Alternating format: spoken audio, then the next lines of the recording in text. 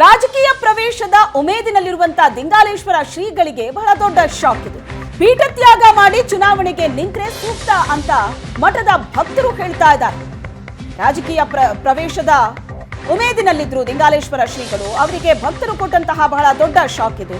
ಪೀಠ ತ್ಯಾಗ ಮಾಡಿ ಚುನಾವಣೆಗೆ ನಿಂತ್ರೆ ಸೂಕ್ತ ಅಂತ ಮಠದ ಭಕ್ತರು ಹೇಳ್ತಾ ಇದ್ದಾರೆ. ದಿಂಗಾಲೇಶ್ವರ ಶ್ರೀಗಳ ಚುನಾವಣೆ ಸ್ಪರ್ಧೆ ನಿರ್ಧಾರಕ್ಕೆ ಭಕ್ತರು ವಿರೋಧವನ್ನ ವ್ಯಕ್ತಪಡಿಸ್ತಾ ಇದ್ದಾರೆ. ಗದಗ ಜಿಲ್ಲೆಯ ಶಿರಹಟ್ಟಿಯಲ್ಲಿ ಸಭೆ ನಡೆಸಿದ್ರು ಫಕೀರೇಶ್ವರ ಮಠದ ಭಕ್ತರು. ಚುನಾವಣಾ ಕಣದಿಂದ ಹಿಂದೆ ಸರಿಯುವಂತೆ ಶ್ರೀಗಳಿಗೆ ಮನವಿ ಮಾಡಿದ್ದಾರೆ. ಮಾಜಿ ಶಾಸಕ ಜಿಎಂ ಮಹಾಂತ ಶೆಟ್ಟರ್, ವೆಂಕನಗೌಡ, ಗೋವಿಂದ ಗೌಡರ್ ನೇತೃತ್ವದಲ್ಲಿ ಸಭೆ ನಡೆಯಿತು. ಸ್ಪರ್ಧೆ ಮಾಡೋದಾದ್ರೆ ಪೀಠ ತ್ಯಾಗ ಮಾಡಬೇಕು ಅಂತ ಭಕ್ತರು ಪಟ್ಟು ಹಿಡಿದಿದ್ದಾರೆ. ಶಿರಹಟ್ಟಿಯ ಫಕೀರೇಶ್ವರ ಮಠದ ಉತ್ತರಾಧಿಕಾರಿ ದಿಂಗಾಲೇಶ್ವರ ಶ್ರೀಗಳು ರಾಜಕೀಯ ಪ್ರವೇಶಕ್ಕೆ ಮುಂದಾಗಿದ್ದಾರೆ. ಈ ಮಧ್ಯದಲ್ಲಿ ಮಠದ ಭಕ್ತರು ಸಭೆಯನ್ನು ನಡೆಸಿ ಇದಕ್ಕೆ ವಿರೋಧವನ್ನು ವ್ಯಕ್ತಪಡಿಸ್ತಾ ಇದ್ದಾರೆ. ಮಠದ ಭಕ್ತರು ನಮ್ಮ ಜೊತೆಗಿದ್ದಾರೆ, ಅವ್ರನ್ನ ಮಾತನಾಡಿಸ್ತಾ ಹೋಗ್ತೇನೆ. ಸರ್, ಮೊದಲ ನಿಮ್ಮ ಪ್ರತಿಕ್ರಿಯೆ ಏನು? ಶ್ರೀಗಳು ನಿಂತ ನಿಲ್ತಾನೆ ಅಂತ ಹೇಳಾಗತ್ತಾರೆ, ಇದಕ್ಕೆ ನೀವೇನಂತೀರಿ? ನಿಂದಿರ್ತೀನಿ ಅಂತಂದ್ರೆ ಏನೆಲ್ಲ ಇಷ್ಟಕೊಂಡ ಈಗ ಹಿರಿಯರು ಕೂಡ್ಯಾರ. ಇನ್ನೂ ಇದಕ್ಕೆ ಸಾಕಷ್ಟು ಸಾವಿರಾರು ಭಕ್ತರು ಅದಾರ, ಹಿರಿಯರು ಅದಾರ, ದೊಡ್ಡ ಅಜ್ಜಾರು ಅದಾರ.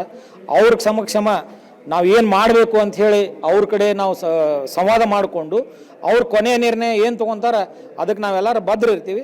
ನಾವು ಹೇಳೋದಿಷ್ಟ, ಮಠಕ್ಕೆ ರಾಜಕೀಯ ಬಣ್ಣ ಬಳ್ಯಾಕೆ ಹೋಗಬೇಡ್ರಿ. ಅದ್ರ ಸಲುವಾಗಿ ತಾವು ಪೀಠ ತ್ಯಾಗ ಮಾಡಿದ್ರೆ ಸೂಕ್ತ ಅನ್ನೋದು ನಂದು ವಿಚಾರ.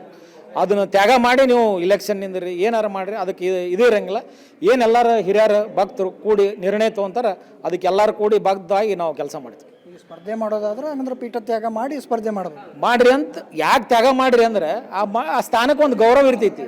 ನೀವು ತ್ಯಾಗ ಮಾಡಕ್ಕೆ ಹೋದ್ರಿ ಅಂದ್ರೆ ಇಷ್ಟು ದೊಡ್ಡ ಹೆಸರು ಐತಿ ಮಠದ್ದು, ಅದಕ್ಕೆ ದಯವಿಟ್ಟು ಕಳಂಕ ತರಬೇಡ್ರಿ ಅನ್ನೋದು ನಮ್ಮ ಉದ್ದೇಶ. ನಾವೇನೈತಿ ತಾಲೂಕಿನವರು ಈ ಮಠದಿಂದ ಹಿಂಗೆ ಆಗೋದು ಬೇಡ, ಮಠದ ಹೆಸರು ಕೆಡೋದು ಬೇಡ ಅಂತ ನಾವೆಲ್ಲರೂ ಹೇಳ್ತೀವಿ. ಹಿಂಗೆ ಮಾಡ್ಕೊಂಡ್ರೆ ಈ ಬಾಲೇಶ್ವರ ಮಠ ಒಂದು ಹಾಳು ಮಾಡಿ ಬಂದ್ರಿ ಈಗ ಅವ್ರಿಗೆ. ಬಾಲೇಶ್ವರದೆಲ್ಲ ದಿವಾಳಿ ಮಾಡಿಬಿಟ್ರೆ ಈಗ ಅದು. ಮತ್ತು ಇದು ಒಂದು ಮಠ ದಿವಾಳಿ ಆಗೋದಲ್ಲಿ ಎರಡು ಮಾತಿಲ್ಲ. ಮತ್ತು ಇಲೆಕ್ಷನ್ ನಿಂತ ರೊಕ್ಕ ಬೇಕಲ್ಲ, ಎಲ್ಲಿ ತರ್ತಾರೆ ಇವರು? ದುಡ್ಡು ಬೇಕಲ್ಲ ಇಲೆಕ್ಷನ್ಗೆ. ನಮ್ಮಂತಾರೆ ನಿಂತಾರೆ ನಮ್ಮ ಹೊಲ ಮನೆ ಮಾರ್ತೀವಿ, ನಿಲ್ತೀವಿ.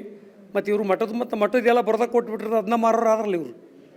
ಆ ಮಟ್ಟಕ್ಕೆ ಹೋಗೈತಿ. ಅದಕ್ಕೆ ಆ ಮಟ್ಟಕ್ಕೆ ಹೋಗಬಾರ್ದು ಅಂತೇಳಿ ಎಲ್ಲರೂ ಒಂದು ಮನವಿ ಮಾಡಕತ್ತೀವಿ ಅವರಿಗೆ.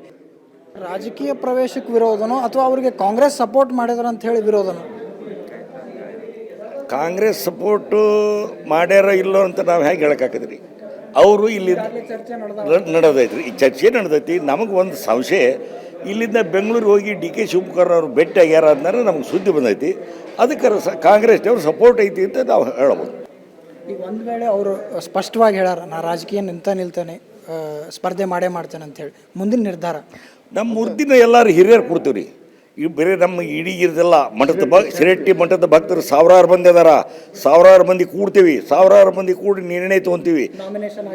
ಹೌದು, ನಾಮಿನೇಷನ್ ಆದ ದಿವಸ ಏನು ನಿರ್ಣಯ ತೊಗೋಬೇಕು ಅನ್ನೋದು ಅವತ್ತು ರಣಂಗ ಕೇಳಿತೀವಿ. ಅವತ್ತು ಇದು ಭಕ್ತರ ಸ್ಪಷ್ಟವಾದಂತಹ ಮಾತು. ಒಂದು ವೇಳೆ ರಾಜಕೀಯ ಪ್ರವೇಶ ಅಂದರೆ ಸ್ಪರ್ಧೆ ಮಾಡಿದರೆ ಮುಂದಿನ ನಿರ್ಣಯವನ್ನು ತೆಗೆದುಕೊಳ್ತೇವೆ, ಭಕ್ತರ ಸಮ್ಮುಖದಲ್ಲಿ ನಿರ್ಣಯವನ್ನು ತೆಗೆದುಕೊಳ್ತೇವೆ ಅನ್ನೋ ಮಾತನ್ನು ಹೇಳ್ತಾ ಇದ್ದಾರೆ. ಗದಗದಿಂದ ಕ್ಯಾಮ್ರಾ ಪರ್ಸನ್ ಲಿಂಗರಾಜ್ ಜೊತೆ ಗಿರೀಶ್ ಕುಮಾರ್, ಏಷ್ಯಾನೆಟ್ ಸುವರ್ಣ ನ್ಯೂಸ್.